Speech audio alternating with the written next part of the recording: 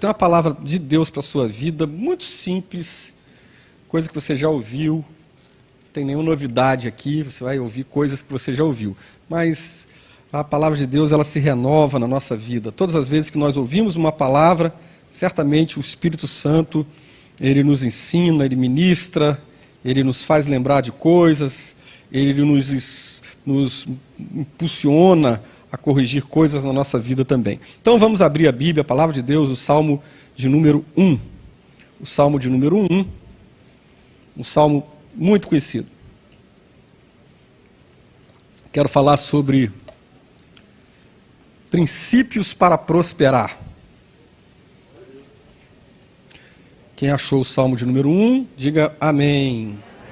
Diz assim a palavra de Deus. Bem-aventurado o varão que não anda segundo o conselho dos ímpios, nem se detém no caminho dos pecadores, nem se assenta na roda dos escarnecedores. Antes tem o seu prazer na lei do Senhor, e na sua lei medita de dia e de noite. Pois será como a árvore plantada junto a ribeiros de águas, a qual dá o seu fruto na estação própria e cujas folhas não caem. E tudo quanto fizer, prosperará. Não são assim os ímpios, mas são como a moinha que o vento espalha. Pelo que os ímpios não subsistirão no juízo, nem os pecadores na congregação dos justos. Porque o Senhor conhece o caminho dos justos, mas o caminho dos ímpios perecerá. Vamos ficar aqui mais uma vez com a última parte do versículo de número 3, que diz, e tudo quanto fizer, prosperará. Vamos dizer juntos, vamos lá? E tudo quanto fizer, prosperará. Que o Senhor nos aplique ao coração a sua palavra nessa noite. Esse salmo ele vai apresentar dois estilos de vida. Se você observar no decorrer dos versículos, você vai perceber isso muito claramente. Ele fala do estilo de vida do justo e o estilo de vida do ímpio. Quando você vê o verso de número 6, ele sintetiza toda essa narrativa, dizendo, porque o Senhor conhece o caminho dos justos, mas o caminho dos ímpios perecerá. Então aqui tem um paralelo entre dois tipos de maneiras de você viver, duas formas de vida. Ou você é o justo, né? Ou você é o ímpio. Né? E como é que é a vida do ímpio? Como é que é classificado o ímpio? No verso 1, ele é classificado como ímpios mesmo, pecadores e escarnecedores. Né? Ele diz, bem-aventurado o varão que não anda segundo o conselho dos ímpios, nem se detém no caminho dos pecadores, e nem se assenta na roda dos escarnecedores. Na verdade, ele está falando de um estilo de vida. Esse estilo de vida é um estilo de vida sem Deus, onde as pessoas praticam o mal, onde as pessoas vivem uma vida de pecado e onde as pessoas zombam e escarnecem de Deus. O verso de número 4 ainda vai mostrar mais. Ele vai dizer que esses ímpios, as pessoas que vivem o estilo de vida longe de Deus, sem as referências de Deus e sem as referências da sua palavra, eles são como palhas espalhadas no vento. Quando o texto vai dizer, não são assim, mas são como o moinho que o vento espalha, ele está querendo dizer exatamente que o é como a palha espalhada pelo vento. Ou seja, isso indica a fragilidade dos planos humanos, falta de consistência na vida e vulnerabilidade. Né? Qualquer coisa o vento leva, qualquer coisa espalha a palha. Né? E diz mais aqui, o texto ainda vai dizer no verso 4, que os ímpios, eles não prevalecem no juízo. Pode fazer maldade a vida inteira. Um dia vai vir o juízo, ele vai ser confrontado e ele não vai prevalecer a injustiça não vai durar para sempre. Eu não sei como é que você está hoje aqui. Talvez você esteja vivendo um tempo de injustiça na sua vida. Eu tenho uma palavra boa baseada nesse versículo 4 aqui. Não há injustiça que perdure para sempre. Vai chegar um dia de juízo, que o ímpio não pode prevalecer, não pode ficar, né, sobrepondo a justiça, porque a justiça de Deus é maior na nossa vida. E ele diz aqui mais ainda, né? Ele vai dizer, né, que eles não prevalecem no juízo, então serão derrotados. E outra coisa, eles não resistem ao ambiente, né? Eles não subsistirão na congregação do justo, não subsistem ao ambiente da justiça, o ambiente dos crentes, o ambiente dos salvos, né? Os pecadores não prevalecerão na congregação do justo, não permanecerão na congregação do justo, eles não aguentam.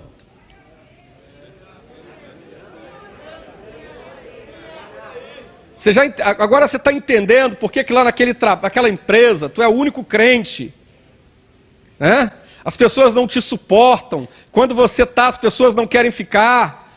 Quando você chega em casa, aquelas pessoas que não servem a Deus, elas não aguentam, porque há uma unção na tua vida, há uma presença na tua vida, há um poder na tua vida, há uma graça na tua vida, e eles não podem ficar, eles não aguentam, eles não suportam, porque a presença de Deus está na tua vida, e os ímpios não podem suportar, eles não suportam essa presença, eles não conseguem permanecer por causa do poder de Deus que está na sua vida, e eles não suportam isso, eles não aguentam, né?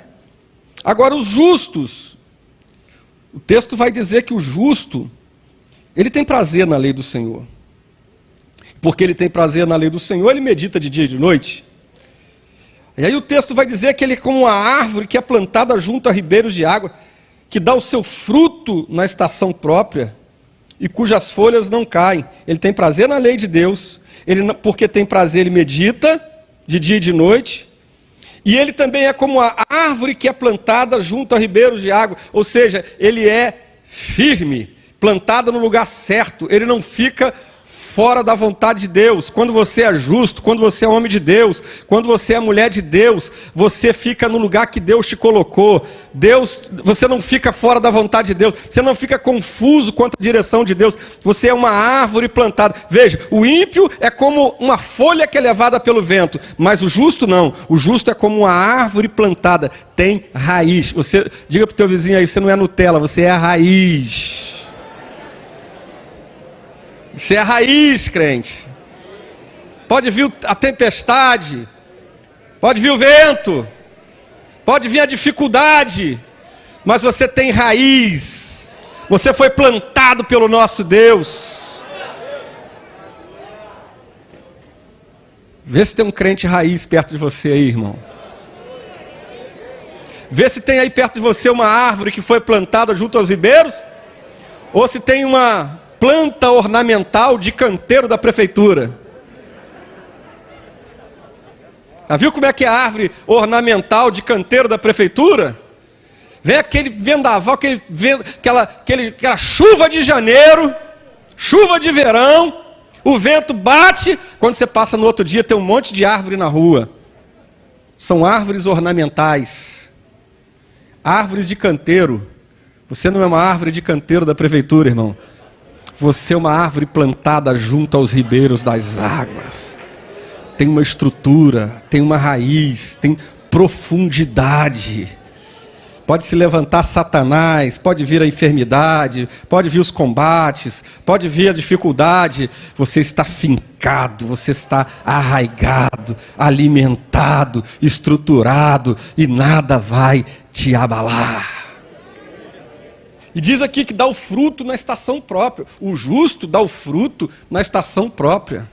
Quando você é crente, cheio de Deus, você não fica perturbado, você não fica morrendo de ansiedade, porque a oportunidade não chegou, porque a coisa não aconteceu, porque as coisas não estão acontecendo na sua vida. Não, querido, porque você é uma árvore que tem uma raiz e você sabe que se o fruto ainda não veio, é porque não chegou a estação própria, não chegou o tempo, porque no tempo certo você vai frutificar e todo mundo vai ver o fruto de Deus na sua vida. Dá fruto no tempo certo. Irmão, se não aconteceu, você não tem que culpar os outros. Você não tem que achar que alguém está te perseguindo. Você não tem que achar que tem alguém te atrasando. Você não tem que achar que alguém está te prejudicando. É simples. Se você é crente, se você é espiritual, conhece a palavra de Deus, você vai entender. É porque não chegou o tempo ainda. Porque eu sou uma árvore plantada junto aos ribeiros de água, que dá o fruto no tempo certo.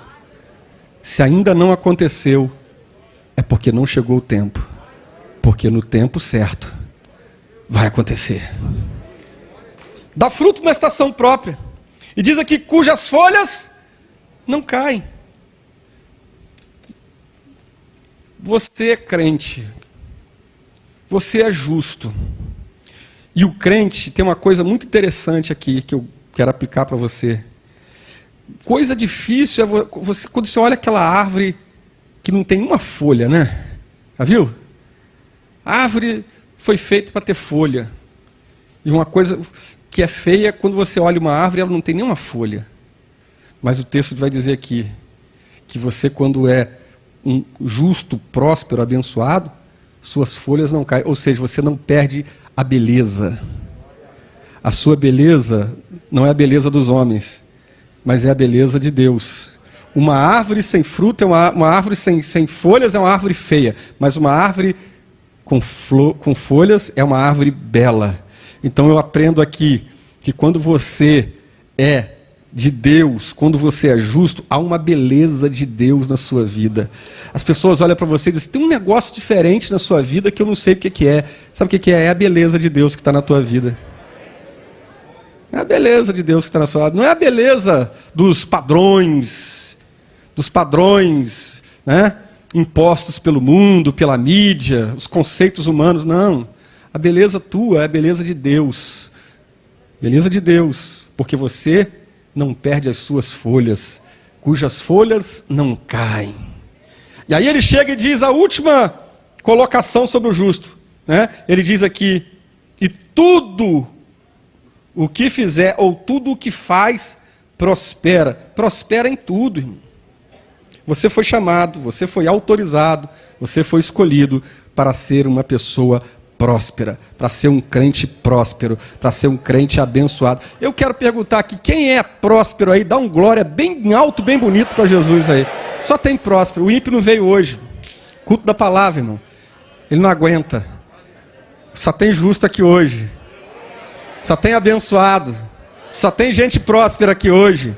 E eu vim declarar aqui que você tem prosperado, você vai prosperar ainda muito mais. Deus tem muita coisa grande para entregar na mão do seu povo. Deus tem muita coisa grande para fazer na sua vida. Eu vim declarar que lá naquela filial onde você está dirigindo, você vai prosperar. Lá naquela empresa onde você trabalha, você vai prosperar.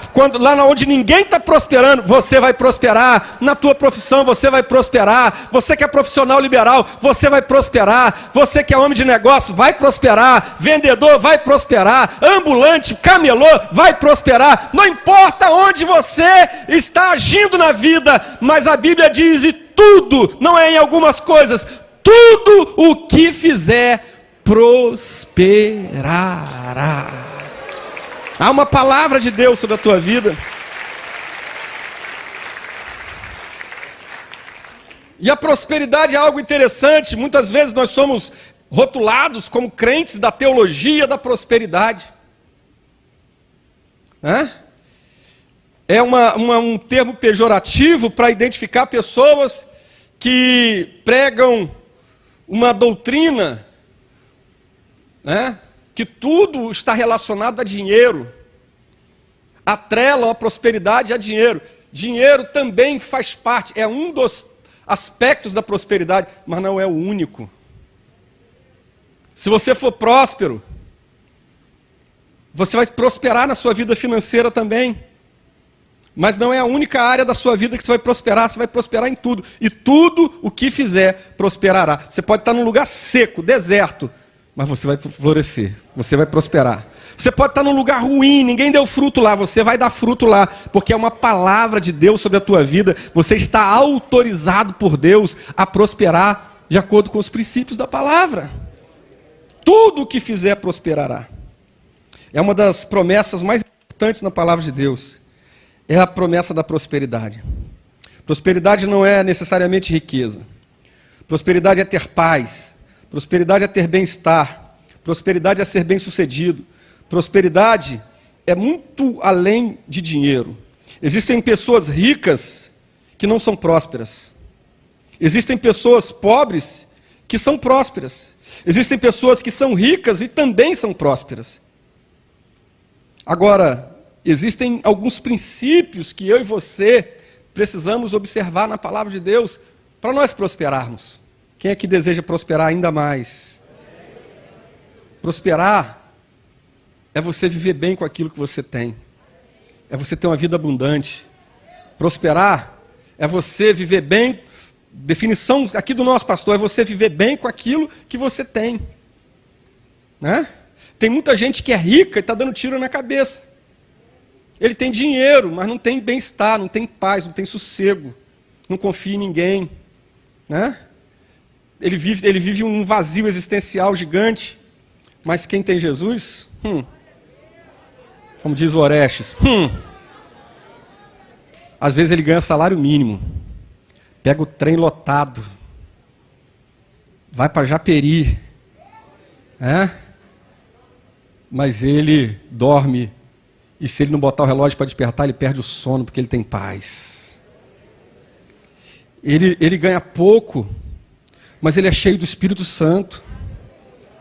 Ele ganha pouco, mas o pouco que ele tem é abençoado. Ele tem filhos abençoados, tem uma esposa abençoada, ele prospera, as coisas que ele faz dá certo. Por quê? Porque ele vive debaixo da bênção de Deus, a prosperidade. Isso não é relacionado à riqueza. Agora, quais os princípios para a gente prosperar? Vamos ver alguns. Primeiro princípio que eu quero aplicar, é claro que não tem só esses, mas tem alguns, tem muitos outros. Primeiro princípio é o princípio do domínio próprio. Você quer prosperar? Tenha domínio próprio.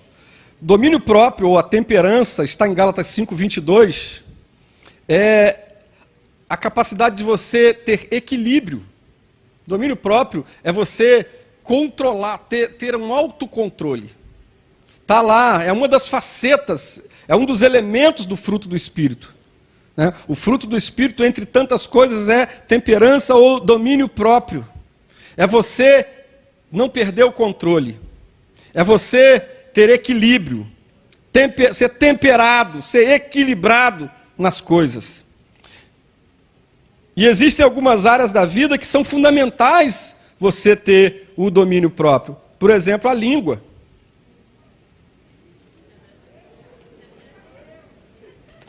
Você sabia que tem muita gente enterrado no cemitério de Irajá porque não teve domínio próprio com a língua? Falou demais.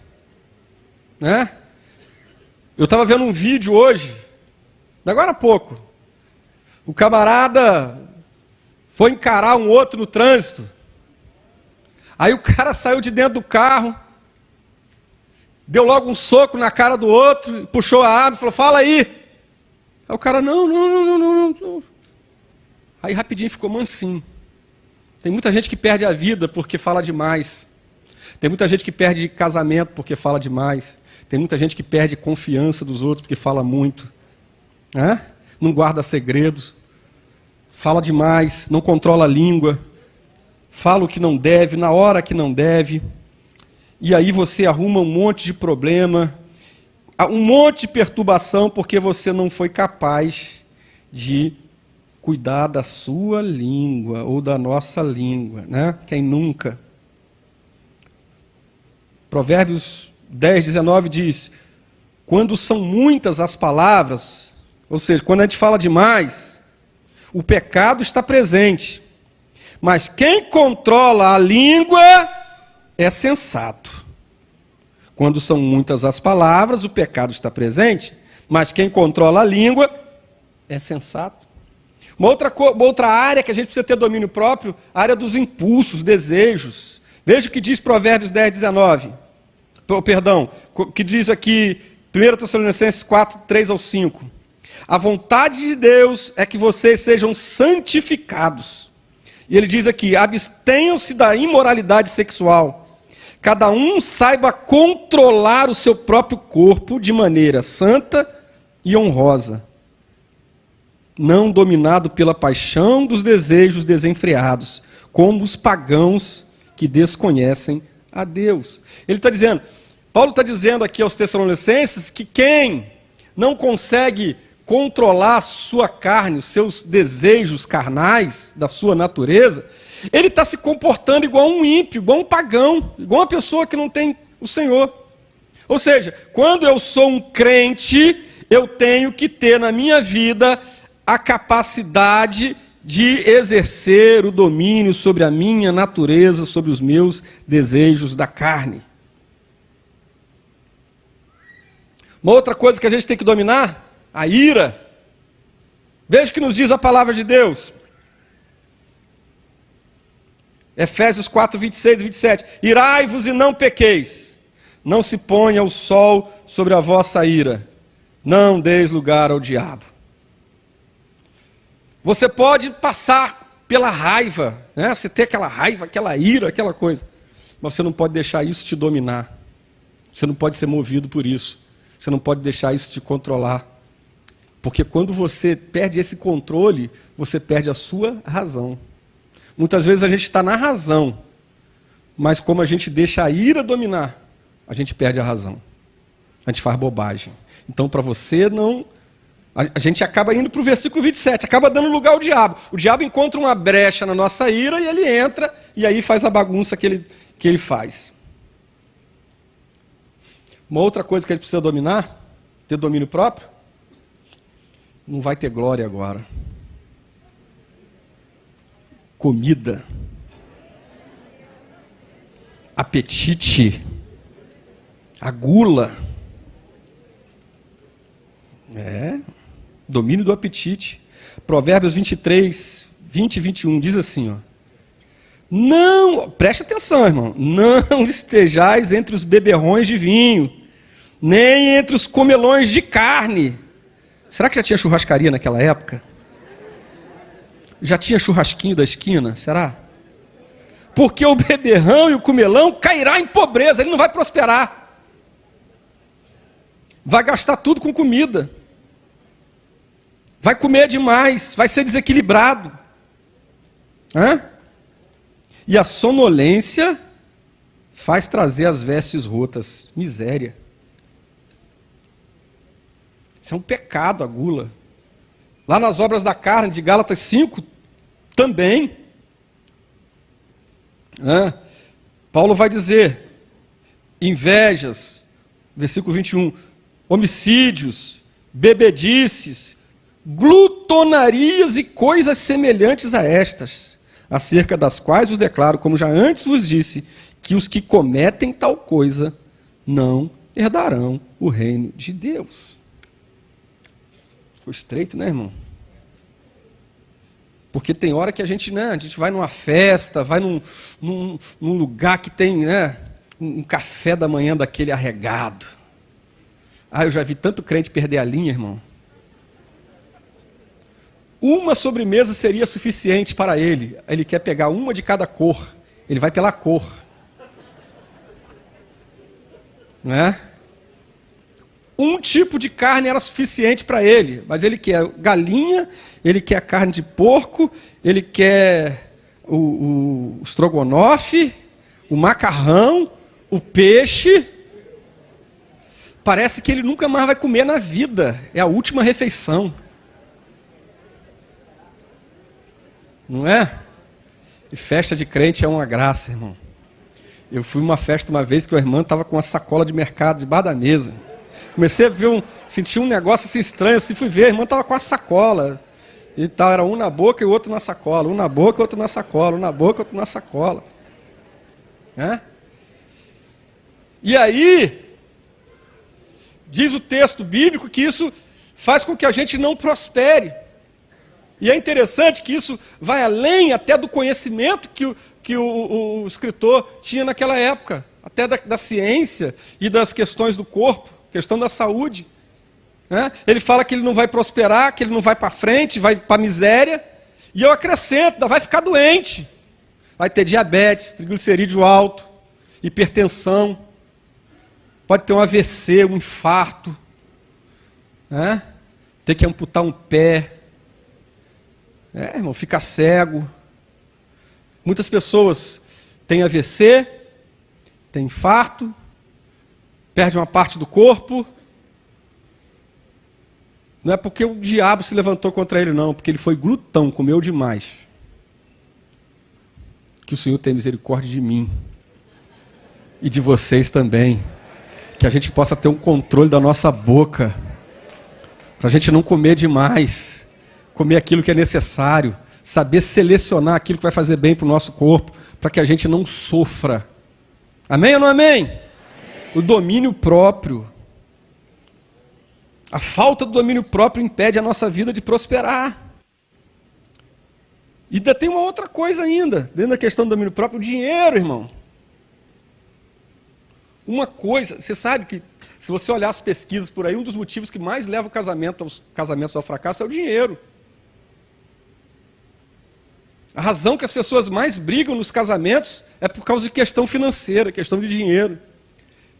E ainda tem um negócio ainda que hoje é uma coisa que é muito útil, necessária em muitos lugares, esse mundo moderno. A gente quase não anda com dinheiro de físico, dinheiro de papel. Nosso dinheiro hoje é virtual, é cartão. Mas já dizia o filósofo José Santos, cartão de crédito. Você compra o que não precisa, com o dinheiro que não tem, para agradar quem não merece. E aí, nós vivemos num mundo capitalista. A gente sabe que o capitalismo é de longe, né, um sistema de economia que mais se adequam ao equilíbrio da vida, né? Ele, apesar dos problemas do capitalismo, ele é muito melhor do que o socialismo, por exemplo, onde as pessoas não têm a possibilidade de ser honrada pelo mérito, por exemplo. Todo mundo é igual e, enfim, o mérito não tem valor no socialismo. No capitalismo, a meritocracia tem um grande destaque. Você é qualificado, você vai ter um tipo de salário. Você não é qualificado, você vai ter um outro tipo de salário. Você tem um tipo de formação, enfim, você vai ganhar pela sua produção. Enfim.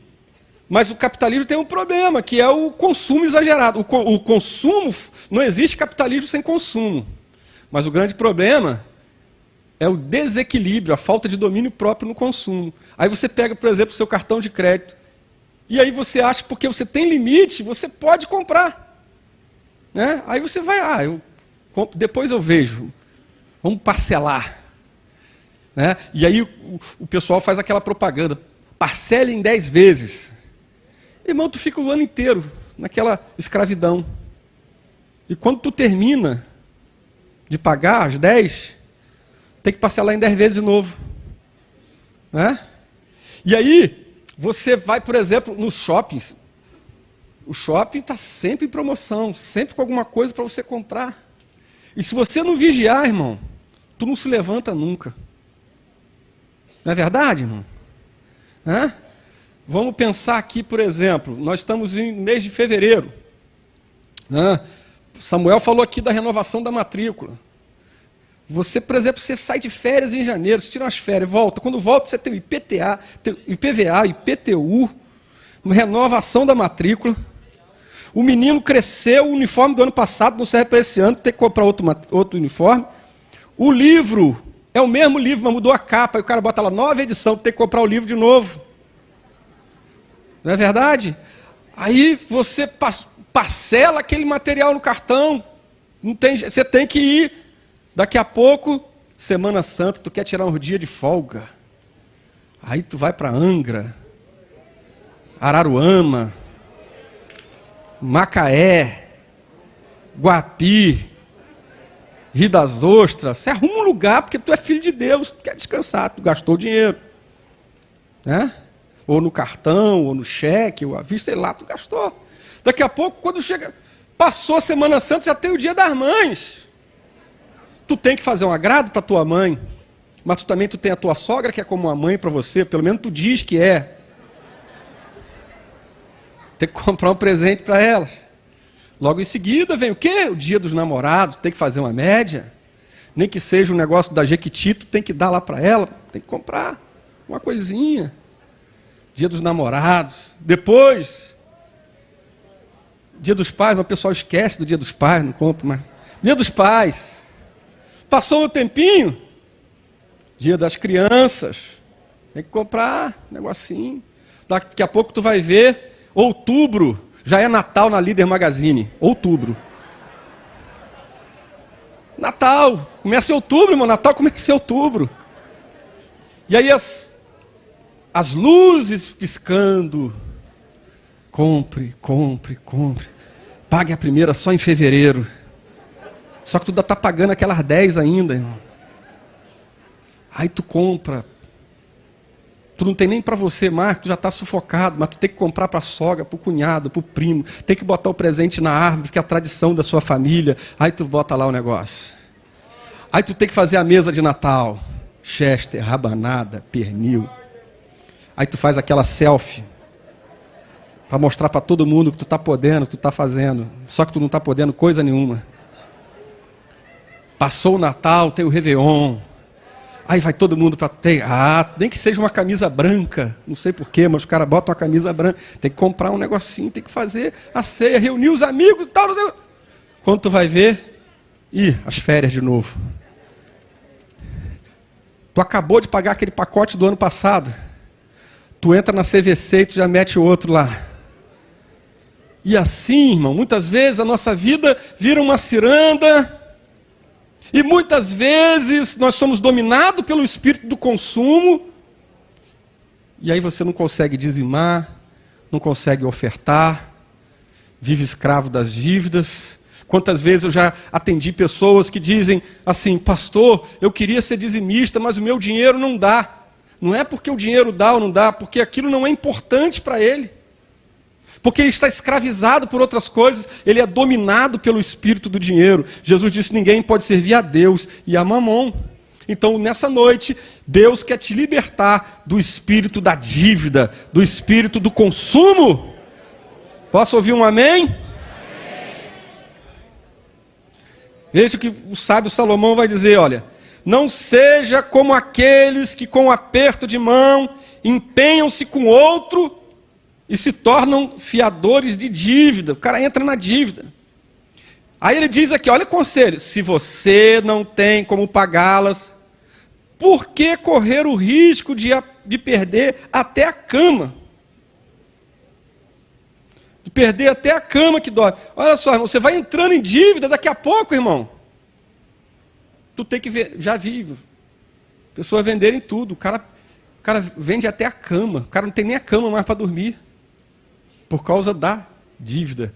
Porque ele é dominado pelo consumo. Ele quer sempre ter alguma coisa porque os outros têm. Quer sempre dar uma satisfação.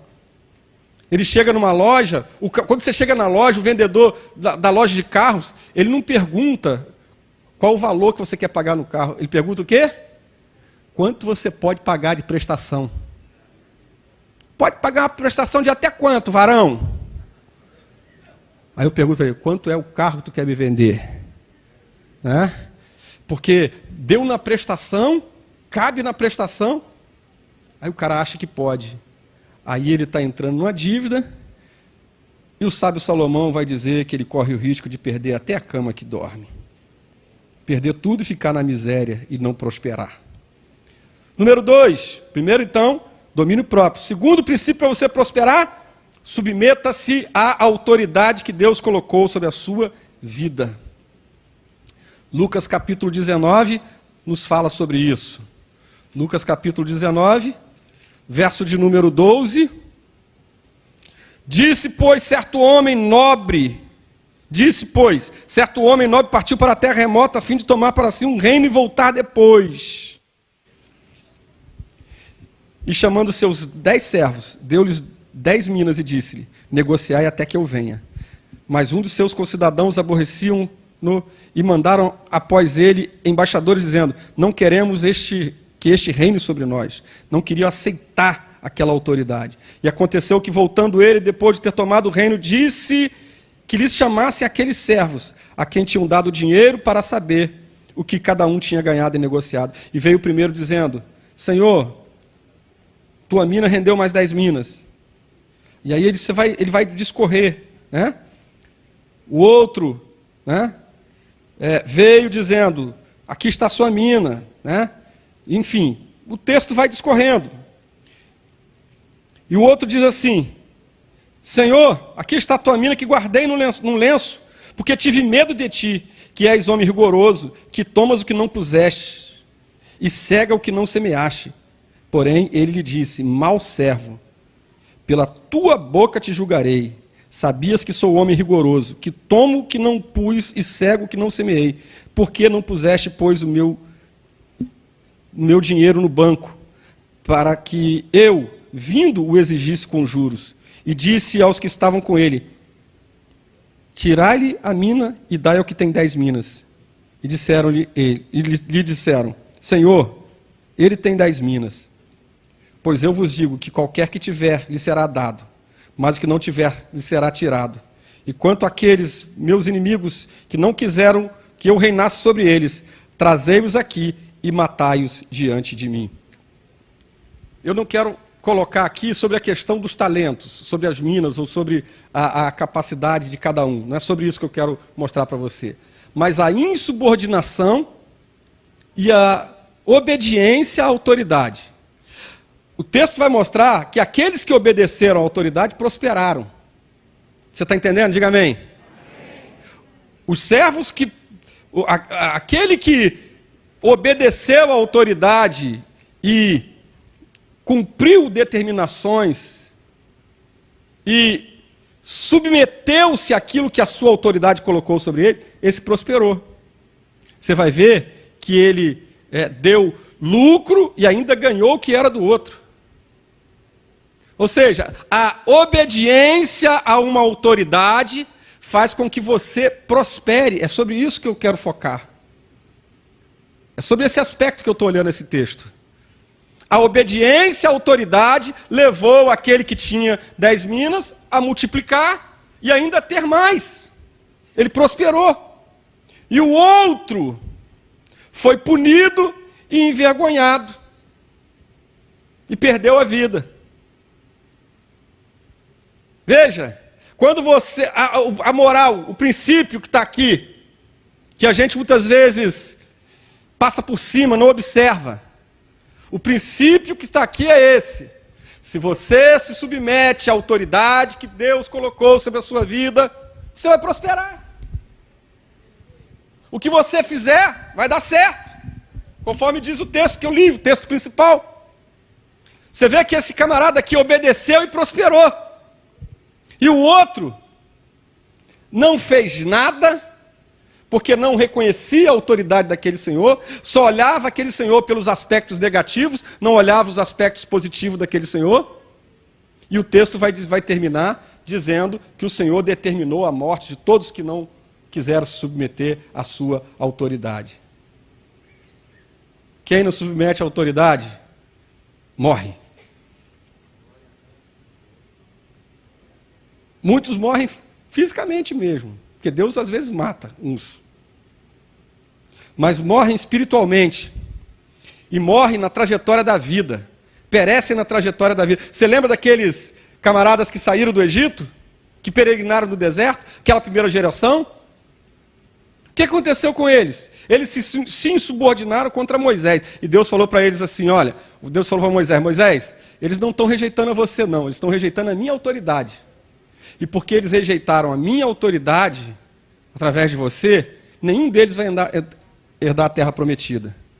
E o que aconteceu com eles? Morreram pelo meio do caminho. o deserto se tornou a sepultura deles. Não prosperaram. Você lembra de Datã, Coré e Abirão? Literalmente foram engolidos pela terra. Morreram antes do tempo. Não prosperaram. Não viram a promessa de Deus se cumprir na vida deles.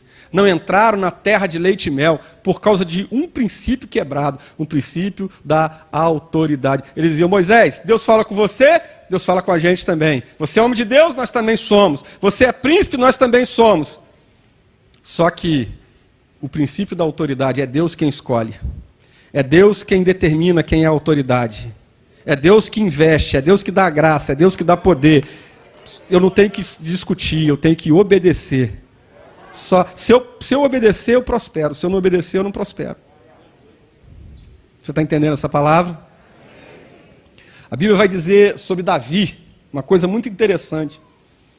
A Bíblia vai mostrar em 1 Crônicas 29, versos 27 e 28, como Davi morreu. Davi morreu velho, cheio de dias e de riquezas.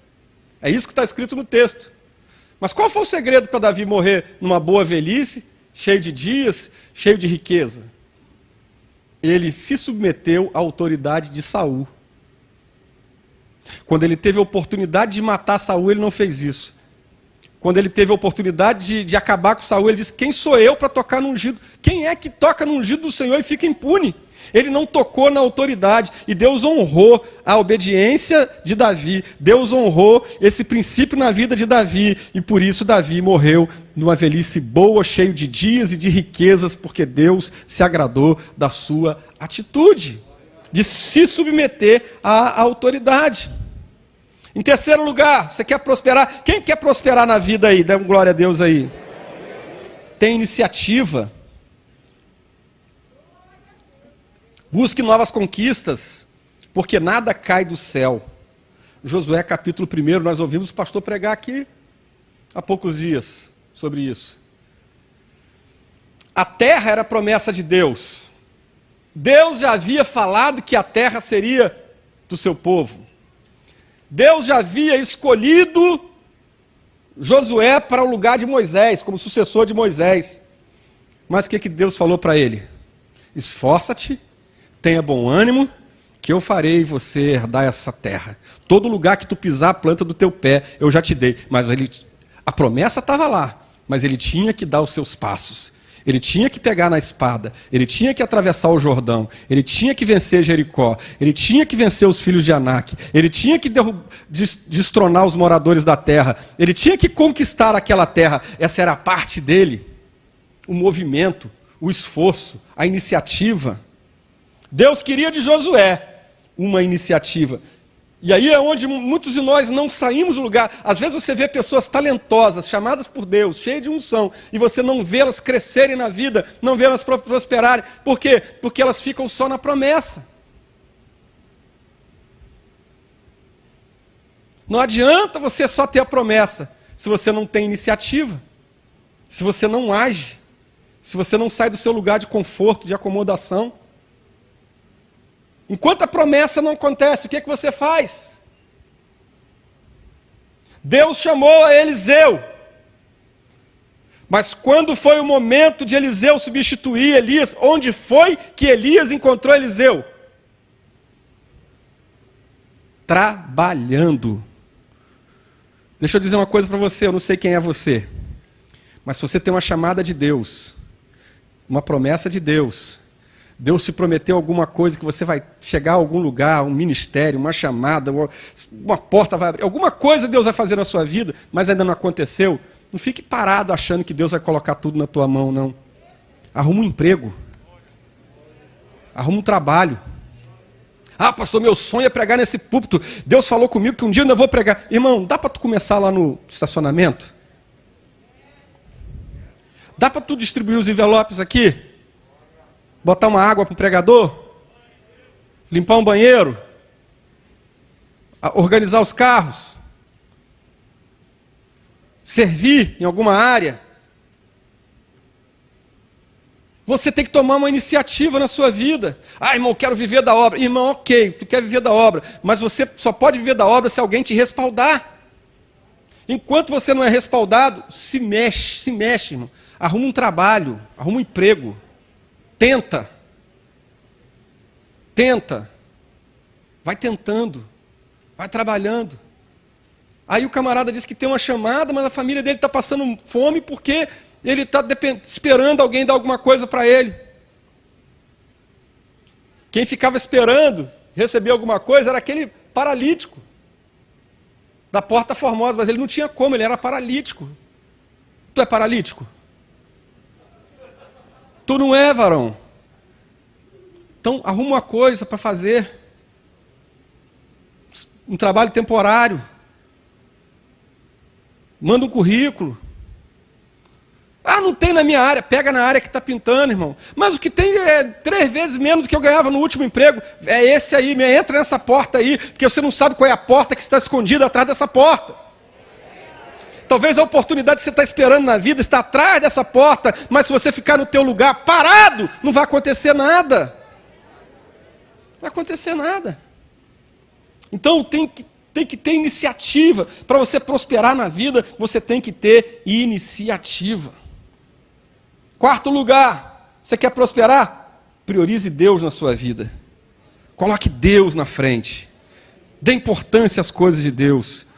E nesse contexto, eu gosto muito do Salmo 128, que diz o seguinte: bem-aventurado aquele que teme ao Senhor e anda nos seus caminhos. Olha só como ele vai descrever. Bem-aventurado, é feliz, é próspero, tem sucesso. É a mesma linguagem do Salmo 1. Pois comerás do trabalho das tuas mãos. Ele não fica pedindo o tempo todo, não fica esperando alguém fazer alguma coisa, não. Ele come do trabalho das suas próprias mãos. Diz aqui, ele feliz será e te irá bem. Vai dar certo, vai prosperar. O homem que teme ao Senhor prospera, porque ele é trabalhador. Ele faz a parte dele. Diz aqui, a tua mulher será como uma videira frutífera aos lados da tua casa. Os teus filhos como planta de oliveira à roda da tua mesa. Eis que assim será abençoado o homem que teme ao Senhor. É abençoado o homem que depende de Deus. Ele trabalha, ele corre atrás, mas ele cuida da família, ele cuida das coisas de Deus, e ele sabe que a bênção dele vem de Deus, ele sabe que se Deus não fizer, não vai acontecer nada, ele sabe que o poder de fazer está nas mãos de Deus, ele sabe que ele precisa da bênção de Deus, ele é esforçado, mas ele sabe que de Deus vem a bênção e que ele depende do Senhor, porque está escrito que toda boa dádiva, todo dom perfeito vem do alto, do Pai das luzes, em quem não há mudança nem sombra de variação. Então dependa de Deus. Não fica confiando só no seu talento, na sua capacidade. Não, é Deus na sua vida. É Deus que abre a porta. É Deus que faz as pessoas lembrarem do teu nome. É Deus que te usa quando você prega. É Deus que te usa quando você canta. É Deus que te deu habilidade para desenhar, para escrever, para falar, para fazer. É Deus que te deu a capacidade de ser um artista. É Deus que deu capacidade para você fazer trabalhos manuais. É Deus que te deu esse talento que você tem, essa área que você trabalha. Isso que você faz com excelência é um dom de Deus na sua vida. Reconheça isso. Coloque Deus na tua frente. Coloque Deus na tua vida. Faça como Moisés. Se o Senhor não for conosco, não nos faça sair daqui. Se Deus não tiver na minha vida, não adianta nada. Aleluia.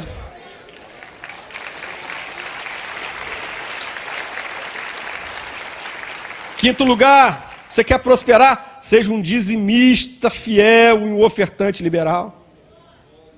Malaquias 3:8-10. Deus estava cobrando a honra do seu povo. Que eles honravam mais os homens do que o Senhor. E Deus diz: trazei todos os dízimos à casa do tesouro para que haja mantimento. Depois disso fazei prova de mim, diz o Senhor, se eu não vos abrir as janelas dos céus e derramar uma bênção tal, que dela vos advenha maior abastança.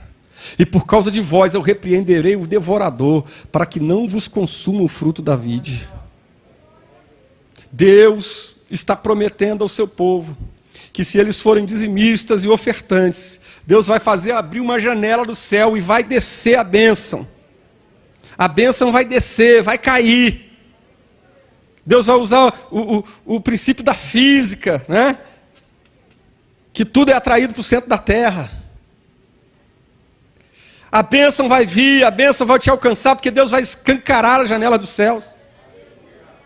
E o devorador, por mais que ele tente, por mais que ele queira, ele não vai conseguir tocar em você, não vai consumir o fruto do seu trabalho, porque Deus vai proteger aquilo que é seu, e o devorador vai tentar, mas Deus vai dizer, aqui não, porque esse aqui é dizimista, aqui não, esse aqui é ofertante, aqui não, esse aqui me honra, aqui não, porque esse aqui sabe me adorar. Ei, querido, seja um dizimista fiel, um ofertante liberal, Deus vai te abençoar e vai te prosperar. Pratique a lei da semeadura em sexto lugar. A lei da semeadura, diferente, um pouco diferente. A ser dizimista e ofertante também está dentro da lei da semeadura, mas a lei da semeadura é muito mais abrangente. A lei da semeadura. Gálatas 6:7 diz que tudo que o homem semear, isso também ceifará.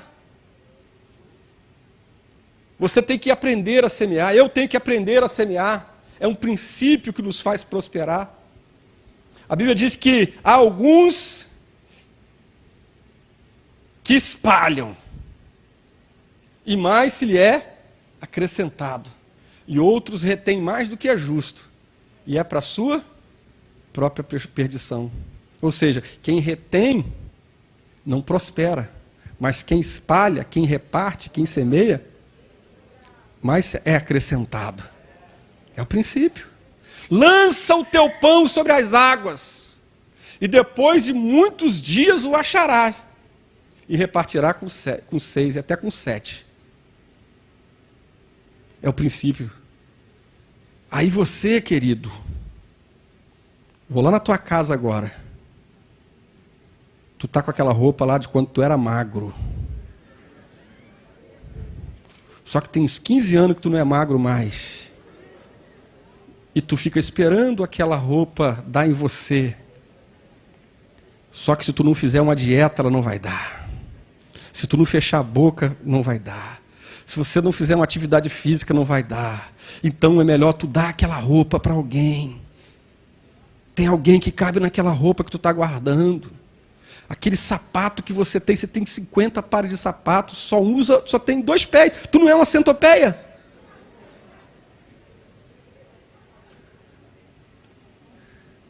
Reparta, compartilhe, abençoe.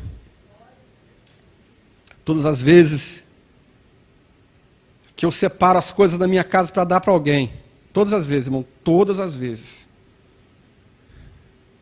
Teve um dia que eu fui separar um negócio lá, irmão. As lágrimas vieram nos meus olhos. Porque eu tinha um negócio bom lá.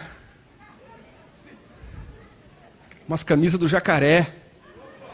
Novinhas. Tinha um negócio que eu nunca tinha usado. Estava com etiqueta e tudo. Eu chamei o varão e falei, varão, tá vendo esse armário aí? Tudo que der em você, tu pode levar.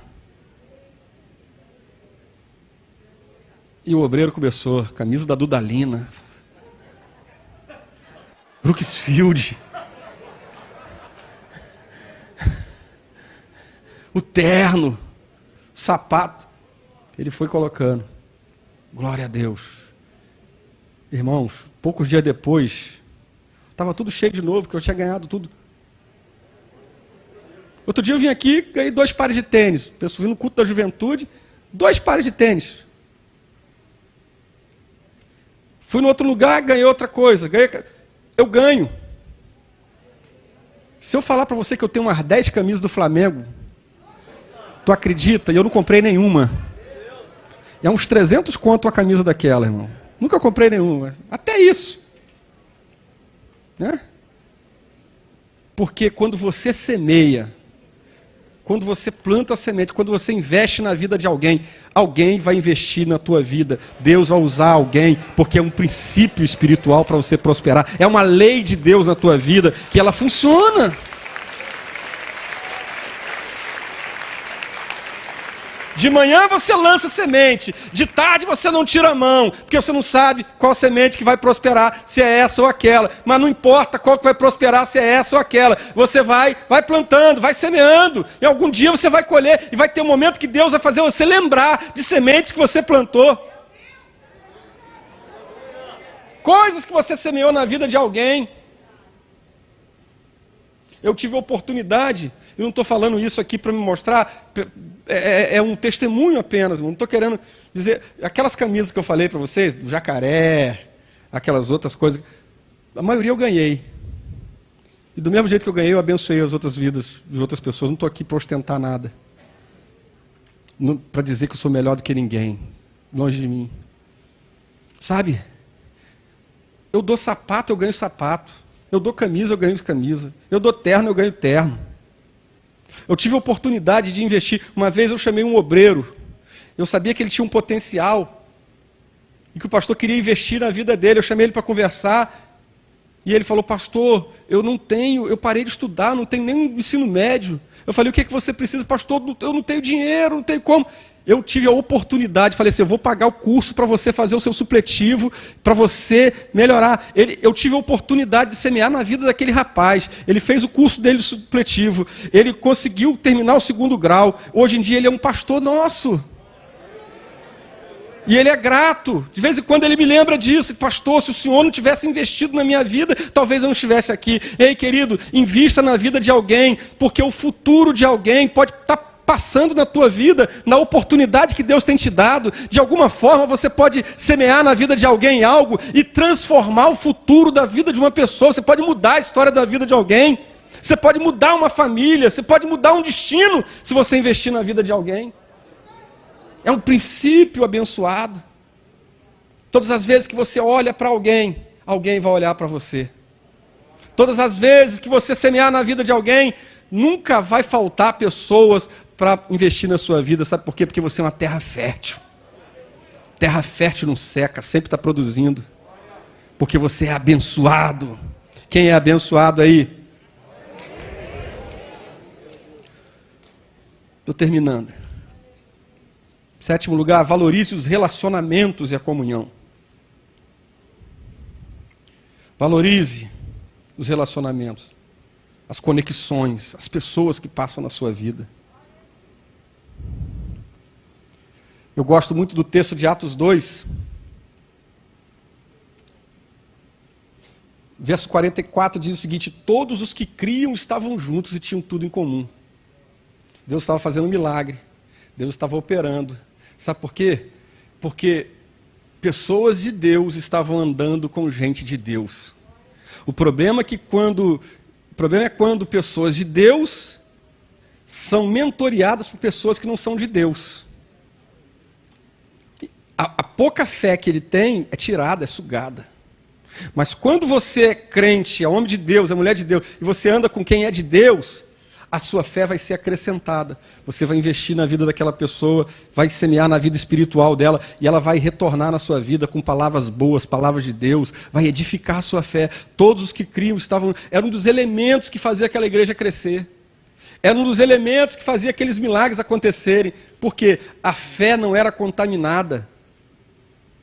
Porque as pessoas, elas estavam conectadas nas mesmas visões, no mesmo propósito. Isso é importante.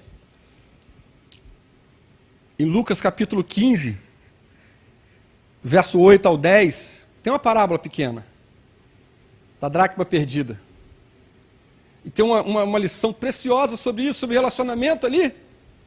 Porque o texto vai dizer que aquela mulher, ela tem 10 dracmas, ela perde uma, e ela acende a candeia, ela varre a casa, ela procura com diligência até encontrar. E o texto vai dizer, e encontrando, ela faz uma coisa muito interessante. Ela convoca as suas amigas e vizinhas. Amigas e vizinhas. Isso mostra primeiro que relacionamento tem níveis diferentes, você já ouviu isso aqui muitas vezes. Mas ela tinha o relacionamento das amigas e tinha também o relacionamento das vizinhas. Amigo é um nível de relacionamento, vizinho é um outro nível de relacionamento, mas os dois têm que ser bons relacionamentos. Entendeu? Você tem que se dar bem com os seus amigos, mas tem que se dar bem com os vizinhos. E ela convoca as amigas e as vizinhas, dizendo: celebrai comigo, porque eu achei a dracma perdida. Ela tem relacionamento, ela tem com quem celebrar, ela tem com quem festejar. Você tem alguém na sua vida com quem você pode celebrar? Onde você pode celebrar as pequenas conquistas da vida? Ou você é alguém rabugento, chato, enjoado, mala, e que você não valoriza as pessoas, não confia em ninguém? Eu gosto mesmo é dos bichos, porque bicho não faz mal para ninguém. Tem crente que tem esse pensamento. Esquece que o homem é a coroa da criação de Deus. Quando você tem uma mente desse jeito, que você diz que você gosta dos bichos, porque o bicho não trai ninguém, porque o bicho não sei o quê, você está dizendo que Deus errou quando Ele fez do homem a sua imagem e semelhança, e quando Deus fez do homem a coroa da sua criação. Quando você diz que você gosta mais dos bichos do que de gente, sabe o que você está dizendo? Você está dizendo, na verdade, você está dizendo uma coisa, mas a realidade é outra. Você está dizendo que o problema está nos outros, mas na verdade o problema está em você. O problema não é os outros, o problema é você. Você que é o chato, o enjoado que não sabe compartilhar. Valorize as pessoas. Valorize os relacionamentos. O que seria daquela viúva? Aquela viúva que Eliseu multiplicou lá o azeite. Se ela não tivesse bom relacionamento com as suas vizinhas. Ele disse: vai aos vizinhos, peça vaso emprestado. Não poucos, olha só, irmão, não poucos.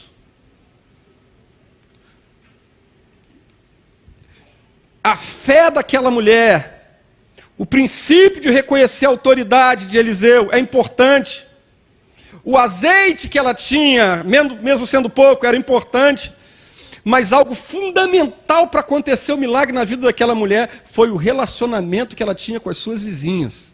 Porque se ela fosse uma fofoqueira, uma faladora, uma encrenqueira, uma mulher problemática, o milagre não ia acontecer na vida dela, porque não ia aparecer ninguém para emprestar um vaso para ela. Ninguém ia confiar naquela mulher, ninguém ia querer ajudar aquela mulher. Mas como aquela mulher tinha bons relacionamentos, as pessoas acreditaram nela, liberaram o vaso, emprestaram o vaso, e o milagre pôde acontecer na vida daquela mulher, porque ela tinha bons relacionamentos.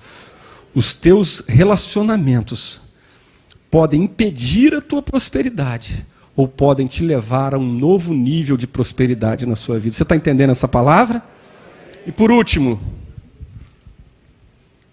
coloque Jesus como Senhor e Salvador da sua vida todos os dias da sua vida. Porque Jesus disse, João 10:10, a última parte: eu vim para que tenham vida e a tenham em abundância. Fique de pé. Jesus disse: o ladrão veio para tirar a tua prosperidade. O ladrão rouba a prosperidade.